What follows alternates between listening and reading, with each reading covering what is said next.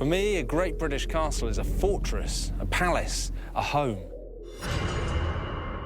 and a symbol of power, majesty, and fear.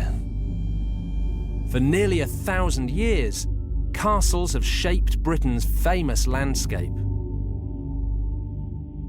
These magnificent buildings have been home to some of the greatest heroes and villains in our national history.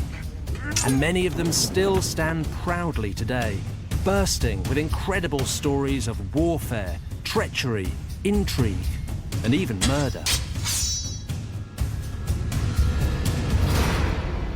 Join me, Dan Jones, as I uncover the secrets behind 6 great British castles.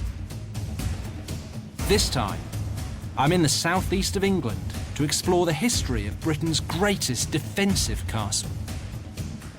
This imposing fortress on the white cliffs of Dover has resisted all enemies from the Middle Ages right up to the Cold War.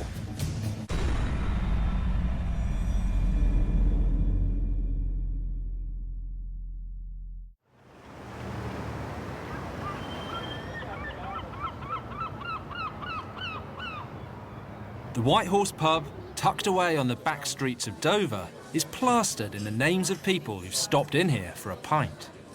Not that the landlord seems to mind. This pub encourages graffiti, but only from a select group of people.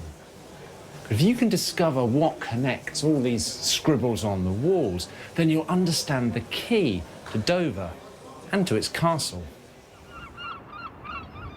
That key is just a stone's throw away. The Dover Strait, or as it's usually called, the English Channel.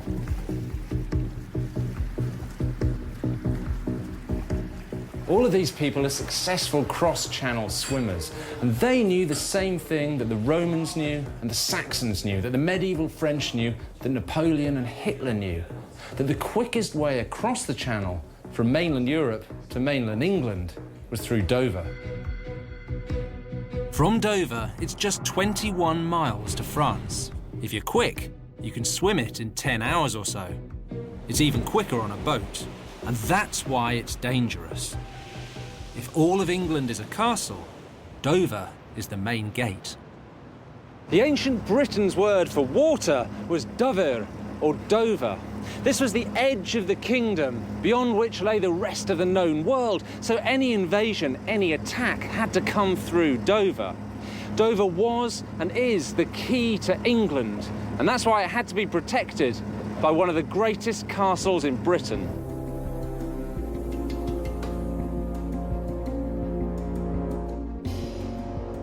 It has towers, gatehouses, and a curtain wall that's a mile long.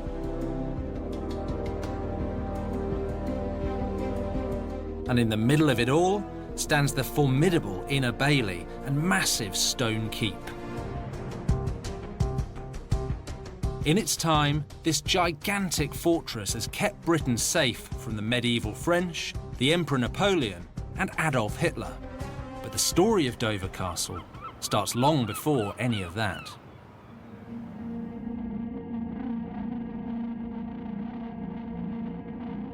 Dover's strategic importance began with the Romans.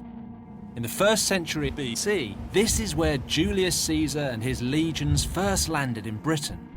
And here, on Dover's eastern heights, the Romans built an incredible structure that still survives nearly 2,000 years on. It's called the Pharos, a great lighthouse designed to guide Roman galleys to the shore.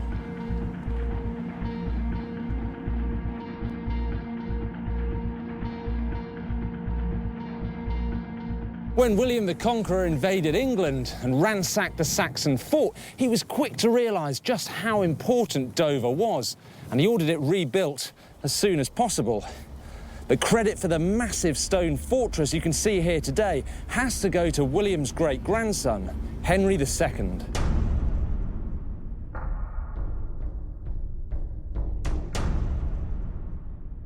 Henry II ruled England for more than 30 years at the end of the 12th century, and he laid many of the foundations of the country as it is today. Henry II built what is still the centrepiece of Dover Castle. A great bailey wall with 14 defensive towers protecting one of the most impressive medieval keeps ever constructed, the Great Tower. In his day, Henry II was the big dog among the kings of medieval Europe, and he loved building castles as statements of his royal authority. But Dover Castle, well, that has to be the ultimate symbol of royal supremacy and power. But the magnificence and scale of Dover Castle that we see today exists because of Henry's embarrassment and guilt. Dover Castle was a fortress, but it was also a palace on which no expense had been spared. Inside were 2 palatial suites of rooms, suitable for putting up important guests, as well as the king himself.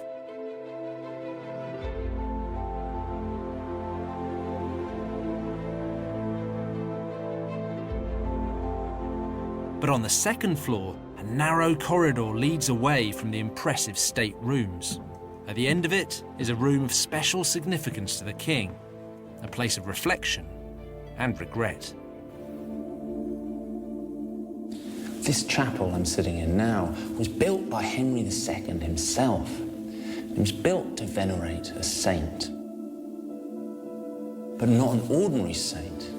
This was a man that Henry had personally caused to be killed, to be murdered in the most brutal way imaginable.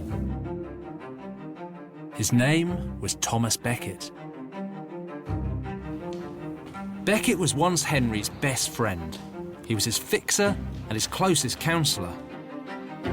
But when Henry made Becket Archbishop of Canterbury, their friendship blew up in spectacular fashion. Henry wanted Becket to help him impose royal law on the English church. When Becket refused, the two became bitter enemies. In nomine Patris, et Filii, et Spiritus Sancti.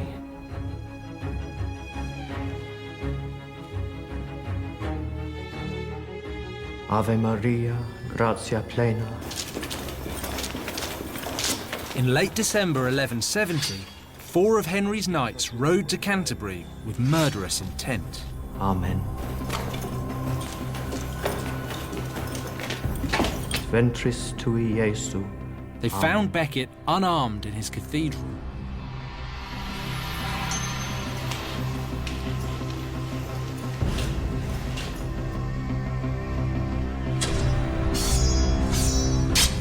They cut him down near the altar and mashed his brains into the floor. It was an atrocity that shook 12th century Europe. 2 years later, Becket was a saint, but Henry was a hate figure. To restore his damaged reputation, the king performed an extraordinary act of penance. Henry turned up at Canterbury, barefoot and dressed in sackcloth robes. Then he ordered the cathedral's 80 monks to beat him 3 times each with a wooden rod. The king then spent the night alone at Becket's tomb, praying for forgiveness. From this point on, Becket's shrine became Europe's #1 tourist destination, visited by pilgrims from all over the continent. So in a sense, this chapel, indeed the whole castle, was founded on Henry II's guilt.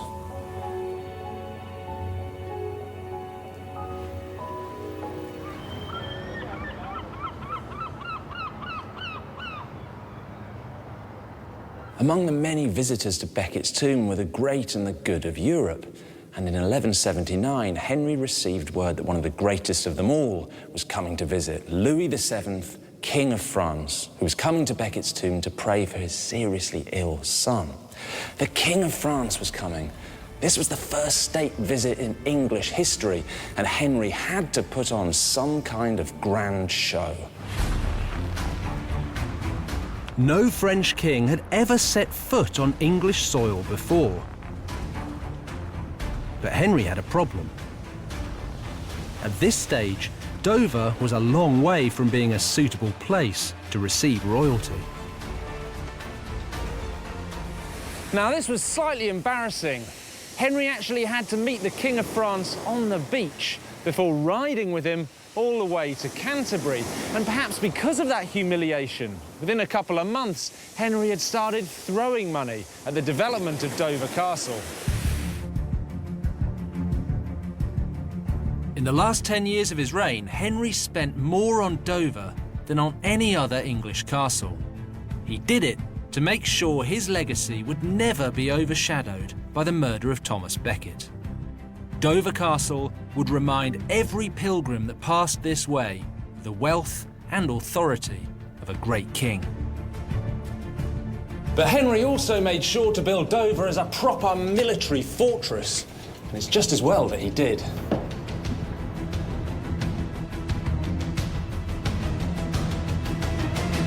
Dover Castle was the largest and most strategically important English fortress of the Middle Ages. King Henry II, who founded the castle, would never see it tested in war, but his son would. At the turn of the 12th century, these walls would face their first great challenge under the command of England's most despised ruler, a monarch with one of the worst reputations in all of history, the infamous King John. Everyone knows King John from the Robin Hood stories, but actually his role in British history is much more important than that. He nearly destroyed Dover Castle and the whole kingdom. To find out why, I'm headed to Salisbury Cathedral in Wiltshire, 160 miles west of Dover. Here, in the magnificent chapter house, is an extraordinary manuscript, a document that has resounded throughout history. Its name is Magna Carta. This is one of 4 surviving copies of Magna Carta, the treaty drawn up in 1215, 800 years ago, which is still one of the most famous documents in the whole of Western history.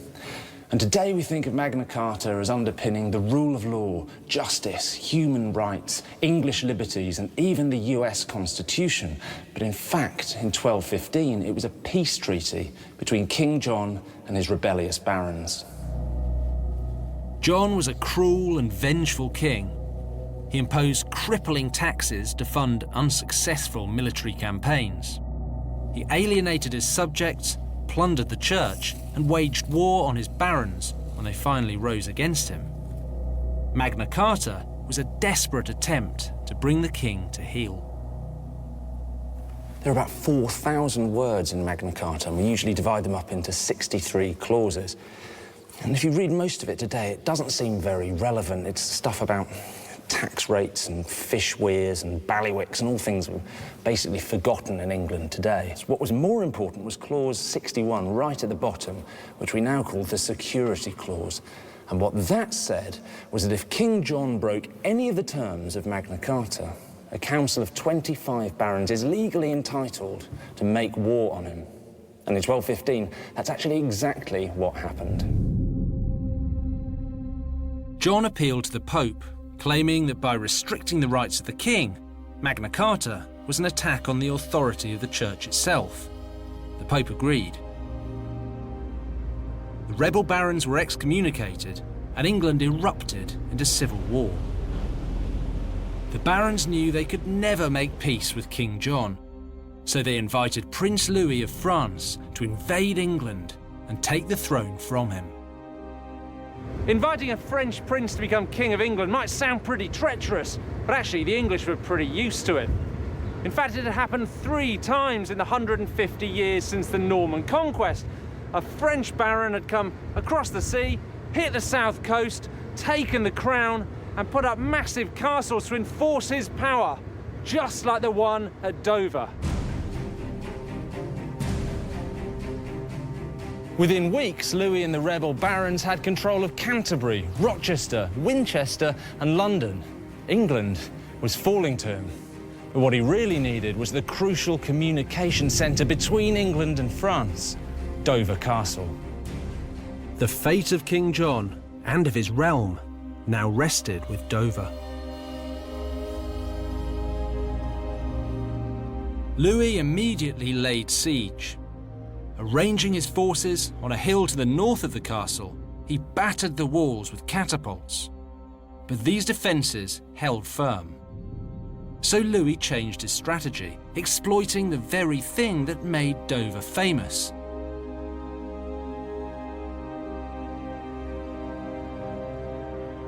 The white chalk cliffs beneath its foundations. Instead of going over the walls, the French would go under them. Beneath the walls of Dover Castle, French engineers began tunnelling through the rock, trying to weaken the foundations, a siege technology known as undermining. Undermining, what are we talking about? Well, as you can see here, the chalk is the rock. So they have to tunnel through it underneath the castle foundations to try and make them collapse. So if the wall collapses and the gate collapses, you end up with a rubble slope up which the French attackers can clamber and get into the rest of the castle. And how do you stop them? Well, one of the methods that you use is to dig your own tunnels, and this tunnel that we're standing close to might just be one of those. What would that have been like? Would there have been hand-to-hand fighting in the tunnels? If you discover a French tunnel coming toward you and you break into it, yeah, they would have had a scrap in here. You know, and it would have been pretty naughty because it would have been in the dark. They succeeded in undermining one of the towers at the gatehouse and brought it down, and actually got inside the outer bailey of the castle. So they got over the defences. However, the strength of the English resistance inside forced them back over the breach that they'd made, and the English made it good, you know, with timber and rocks and other temporary measures. And the French couldn't get in. They'd lost the impetus. On the 14th of October 1216, frustrated by 3 long months of siege, Louis negotiated a truce. 4 days later, having contracted dysentery, King John was dead. Dover Castle's one real weakness had been exposed. The castle's engineers repaired the undermined North Gate, but they also expanded the underground tunnels. By the time they were done, Dover's defences would extend way beyond the Great Curtain Wall.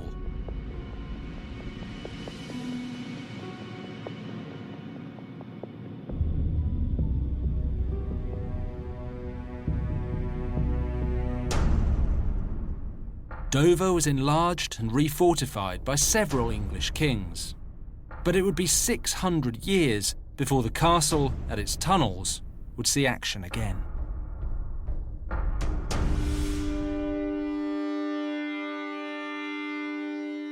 At the end of the 18th century, Britain was at war with France. All across Europe, Napoleon Bonaparte had crushed his enemies, and his eye was now firmly fixed on Dover.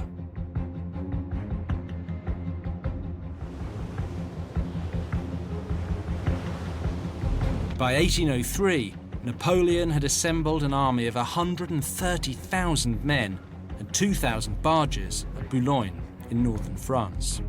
A massive force just 60 miles from Dover Castle, dedicated to one purpose: the invasion of England. French invasion was expected on an almost hourly basis, and once again, Dover Castle was at the heart of history. The most obvious invasion route, Dover.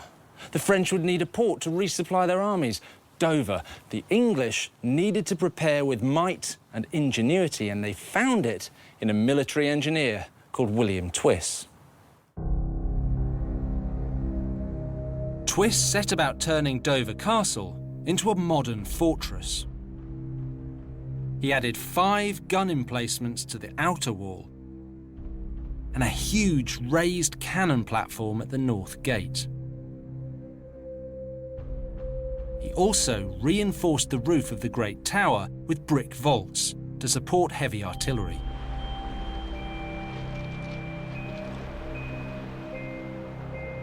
But it was below ground that Twiss showed real ingenuity. Because Dover Castle had a problem. There were troops, but there was nowhere to put them.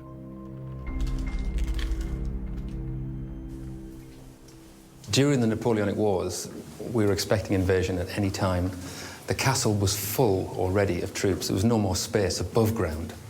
So a character came up with the novel idea to build one underground. So this is like digging out a basement under your house if you want more room. How was this dug out?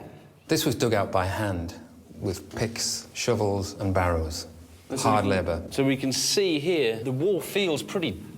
I mean, my hand's green, it's damp and mossy. It is damp and it's cold, but to the soldiers of the early 19th century who were used to pretty awful conditions in the field, it probably wasn't too bad. I mean, and this whole thing, really, is just so ingenious. So this is just one part under the castle of a much broader network of fortifications for the whole country. Defending the southeast of England was one of the most important aspects of the Napoleonic Wars, as far as we were concerned. Even now, as Dover bristled with English military might, one weakness remained: the White Cliffs themselves. If Napoleon did manage to land an army on the coast, how could the English get their troops down to meet him? It's only about 300 feet from the top of the cliffs to here on the beach. But to get men on horseback down, it's about 1.5 miles. And even to march men down, it's still 1 mile along narrow, winding paths. Twist realised there had to be a quicker, better way. What Twist designed was an express route from the barracks to the base of the cliff. It was called the Grand Shaft, a giant stairwell 26 feet across and 180 feet deep, with 3 flights of stairs. It was one of the most brilliant building projects of its day.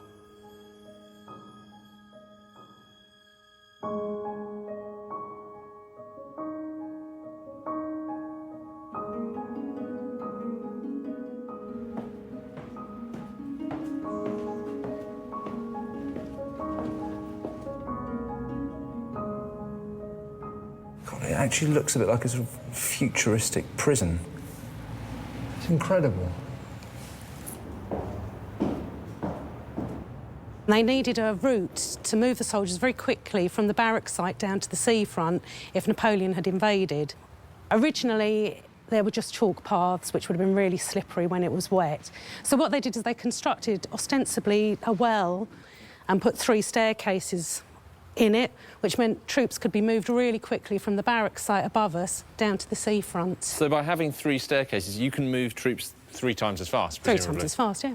And give us a rough idea of how long it would take to get 1,000 men from top to bottom. They did do an exercise at one point, and it was to get all the troops from the Grand Shaft barrack site and Dover Castle down to the Market Square, and it took 12.5 minutes. 12.5 minutes for 1,000 men? Yeah. It's almost like water going down a plug hole, isn't it? It is very much like that, yes. Very, very simple, which is part of the genius. Though fully prepared, Dover's defences were never put to the test. Blockaded by the Royal Navy, unable to control the English Channel long enough to get his army across, Napoleon was forced to cancel the invasion. By 1805, the threat had passed. But the fear lingered on. In the early 19th century, there were real fears that Napoleon would tunnel all the way from France to here at Dover for an invasion. And that's not as mad as it sounds, because later in the century, in the 1880s, a test tunnel was actually dug more than 1 mile under the sea before it was cancelled on the grounds of national security. So this is an article from one of the London papers in 1882 discussing the proposed tunnel that was going to be dug under the Channel. And there's been an interview with a man called Sir Garnet Wolseley. He thought a tunnel would be a considerable source of national danger.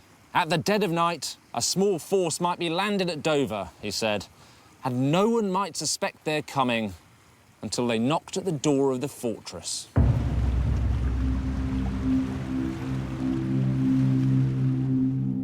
For the next 130 years, Dover Castle remained unchallenged, its tunnels abandoned and all but forgotten. But the threat of invasion would return. Once again, it would come from France, but not from the French. Soll von jetzt ab das jüngste Bollwerk der deutschen Nation und damit des deutschen Reichs! For 9 centuries, the walls of Dover Castle have adapted to the upheavals of civil war and the threat of foreign invasion. But at the start of World War II, the protection of this great fortress would extend beyond England, right across the Channel to France. In May 1940, the British Army was facing almost certain annihilation on the beaches of Dunkirk. Here, on the coast of northern France, 400,000 Allied troops were now surrounded by a German army twice their size, and Hitler's forces were closing in for the kill. Prime Minister Winston Churchill needed a rescue mission, and the man he chose to formulate it was Vice Admiral Bertram Ramsay. Ramsay's headquarters needed to be as close as possible to Dunkirk. He chose Dover Castle.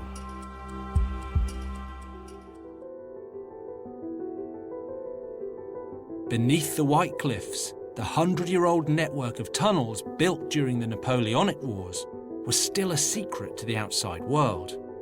Now they would be transformed into Ramsay's military command centre.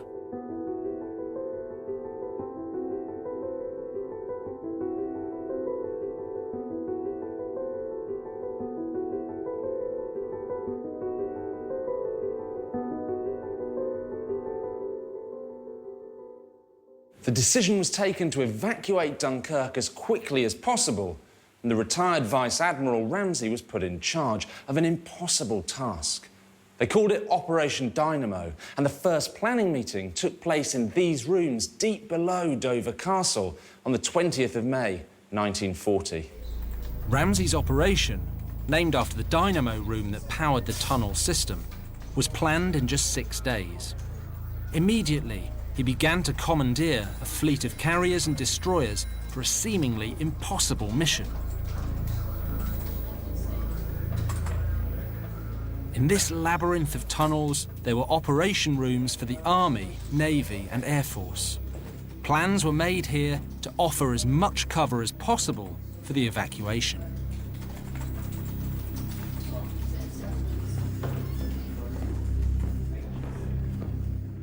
Ramsay and his team were living in these tunnels 24 hours a day. It must have been incredibly intense and claustrophobic.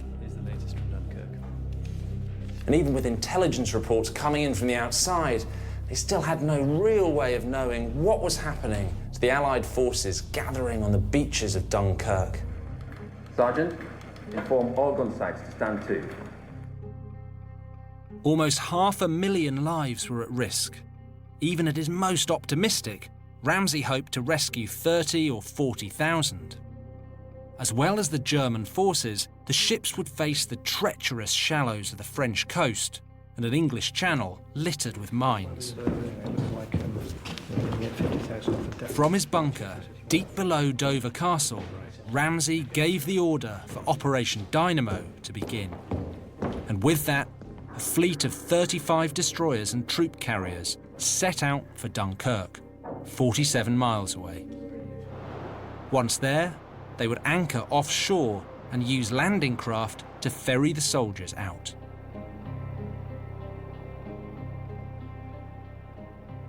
These dunes, in fact, the whole beach was swarming with men under German bombardment. But the inner harbour was out of commission, so the larger ships couldn't approach the beach to rescue the men.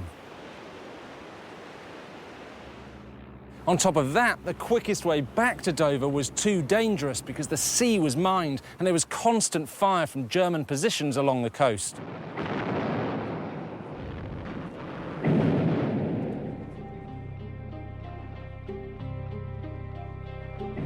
It's almost impossible to imagine the chaos, fear and panic of that first day unless you were there.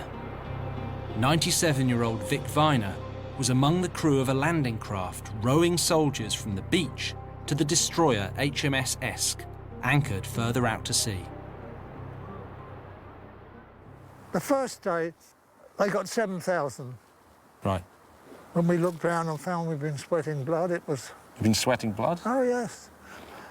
My colleague next to me said, Vic, he said, your hands are all covered in blood. I said, so are yours.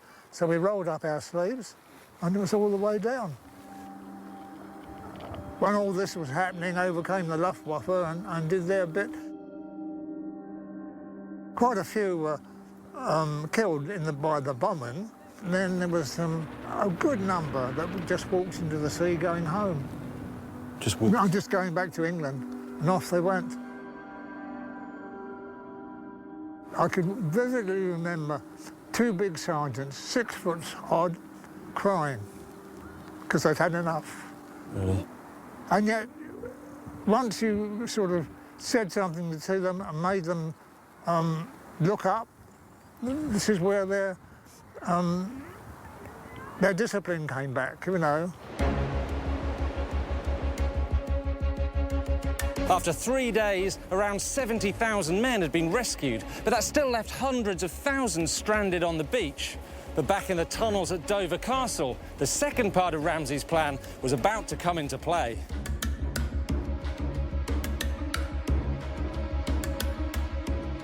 All across the southeast coast and Thames estuary, the Admiral had put out an emergency call for privately owned small boats. Already, he'd assembled 700 of them at Ramsgate, everything from speedboats and private yachts to car ferries. By May 28th, they were headed for Dunkirk.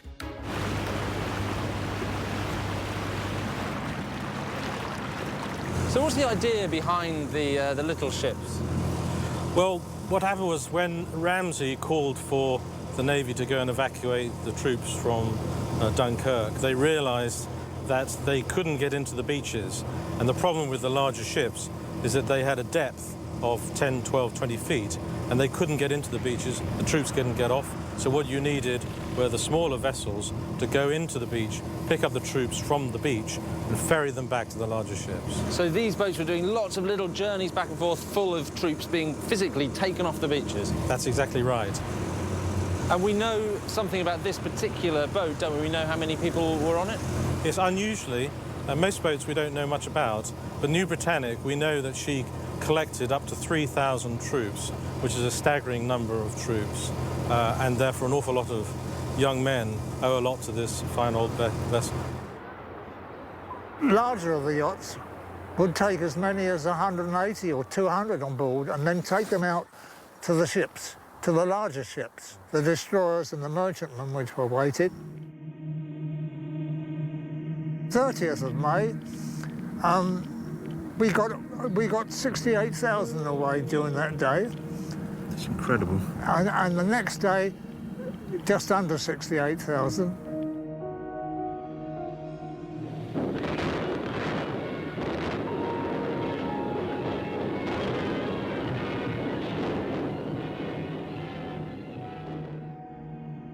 It must have looked like a scene from hell. That's right, oh yes. It's very difficult now I try very hard to explain, you know, how I felt. But it's so peaceful now, it's very difficult. But in a way, it's peaceful because of what happened all those years ago. And I'm just very humbled to know that I was part of it.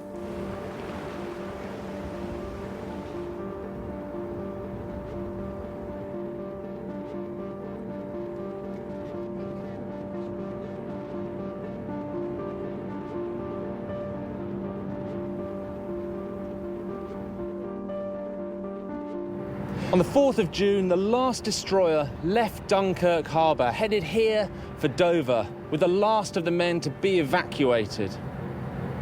Vice Admiral Bertram Ramsay had hoped to save at most 45,000 lives. In the end, his Operation Dynamo saved 338,226 people.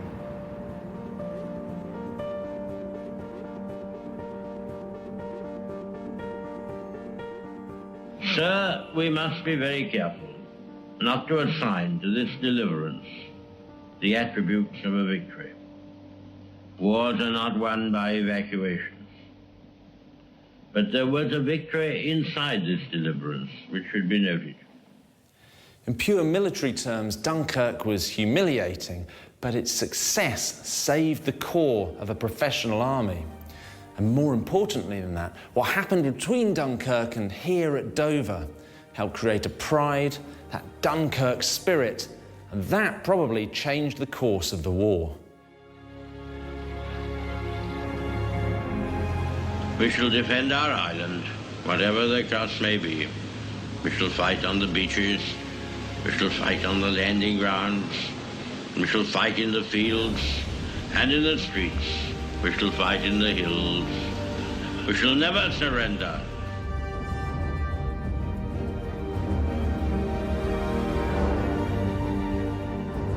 By the end of 1940, the castle was on the front line of Britain's defences. As the Germans dug in along the French coast, Admiral Ramsay knew the secret tunnels beneath Dover Castle were crucial to the war effort, so he set about expanding them. Over the old Napoleonic tunnels, a new annex level was carved out, with underground living quarters, bathrooms, hospitals and operating theatres.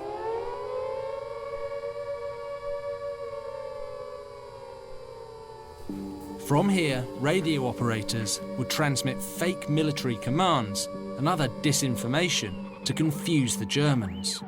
The work done here would be crucial in the run-up to the Normandy landings. Dover was used as a dummy launching point for D-Day. So down in the harbour, there were hundreds of fake landing craft. And thousands of fake orders and communications were sent through this repeater room. Even when it was pretending, Dover was at the heart of the war.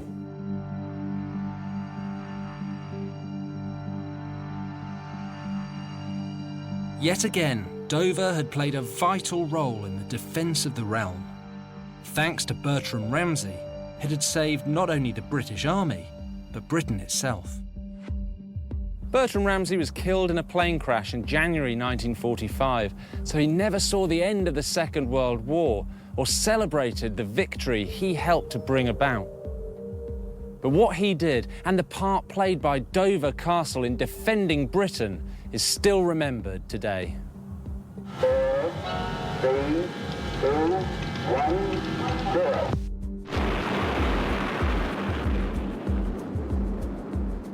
But soon the world would fall under the shadow of a new kind of war. And if the worst ever happened, Dover Castle would be the best place to hide.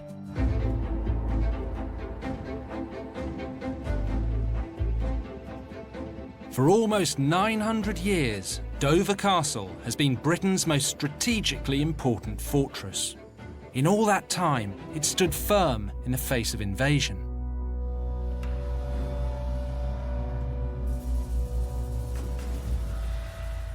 In May 1945, the war in Europe ended with Germany's unconditional surrender to Allied forces.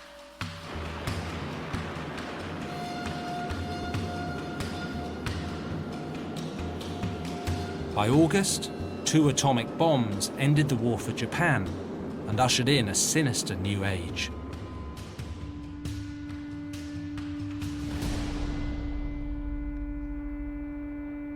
Tunnels beneath Dover Castle, once the nerve centre of secret military operations, would soon have a new role to play.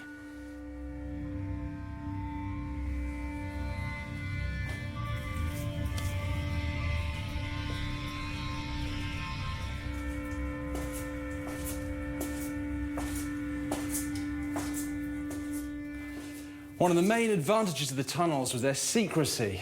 And after the war, this came into play. The lowest level, level D, was codenamed Dumpy, and it was to be used as a regional command centre in the event of the outbreak of nuclear war. Now, most of the information about these tunnels is still protected by the Official Secrets Act. And they don't let the public down here very often.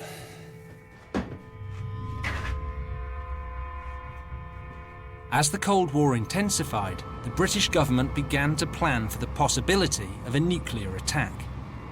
Britain would be divided into 12 designated regional seats of government. In 1968, Level D, beneath Dover Castle, became one of them. 150 feet below the surface, 7 corridors and over 30 rooms were modified to provide shelter for 300 government and military officials in the event of a nuclear strike. Here, deep inside the White Cliffs, doomsday rehearsals and civil defence training were carried out throughout the 60s and 70s.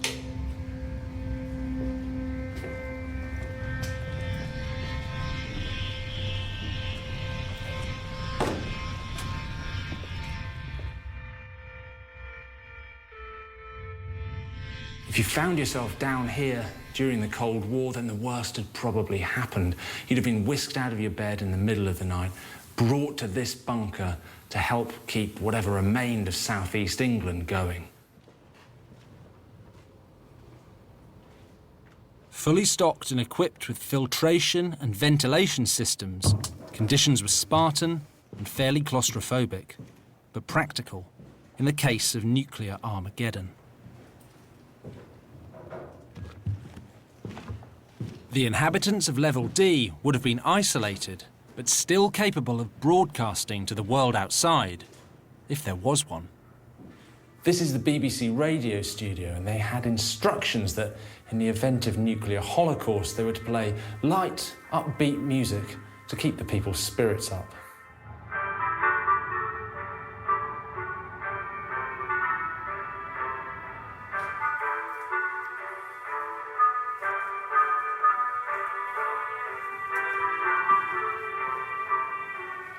There was just one problem. By the 1970s, it was realised that, while the chalk surrounding the bunker would have been enough to keep out Napoleon and Hitler, it was also permeable, which meant that any radioactive rainwater from a nuclear disaster above would eventually have seeped through the rock and into the bunker below.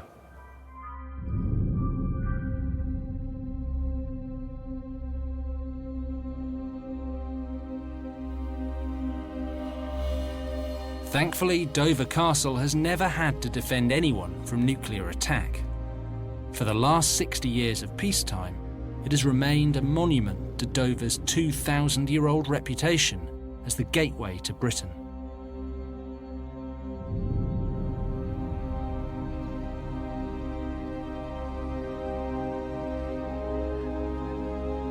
In all that time, Dover has contributed more to the defence of Britain than any other castle. From Roman lighthouse and Saxon fort to the greatest and most formidable castle of the Middle Ages.